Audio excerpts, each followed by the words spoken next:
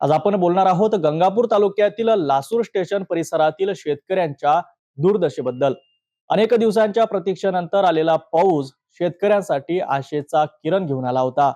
पण या पावसानं सोबतच आणलेल्या वाऱ्याने शेतकऱ्यांच्या स्वप्नाच्या अक्षरशः चुरडा केला आहे। पावसाने तारलं पण निसर्गाने मारलं अशी काहीशी परिस्थिती इथे निर्माण झाली आहे।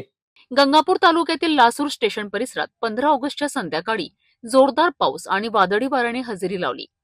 अनेक दिवसांच्या खंडानंतर आलेल्या या पावसामुळे शेतकरी सुखावला होता, परंतु वाऱ्याच्या तडाख्याने अनेक शेतकऱ्यांची मका पीक भूसपाट झालेत।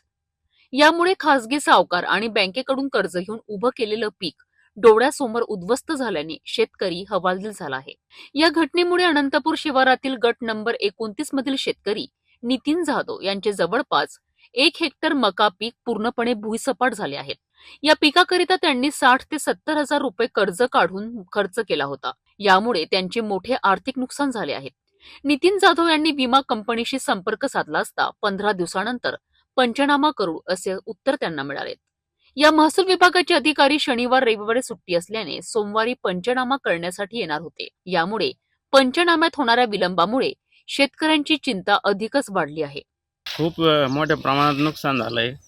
याची दखल सरकारने, तलाठी अधिकाऱ्याने, गटमंडळ अधिकाऱ्यांनी दखल घ्यावी व झालेल्या नुकसानीचं मला भरपाई करून देण्यात यावी ही सरकारकडे विनंती। आता पीक विमा पण आलेला नाही मला मागच्या 2024चा, आणि जे असंच घरातलं जे अन्नधान्य विकून मी शिवार पिकवलं होतं, त्यात निसर्गाची आपत्ती एवढं माझं नुकसान झालेलं आहे। संपर्क साधला असता त्यांनी मला सांगितलं की 15 दिवसांनी मी तुमचा पंचनामा करण्यात येईल।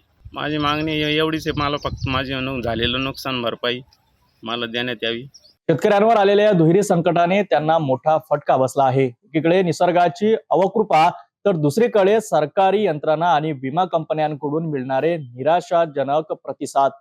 प्रशासनाने तातडीने लक्ष देऊन या शेतकऱ्यांना मदत करावी अशी मागणी जोर धरू लागली आहे।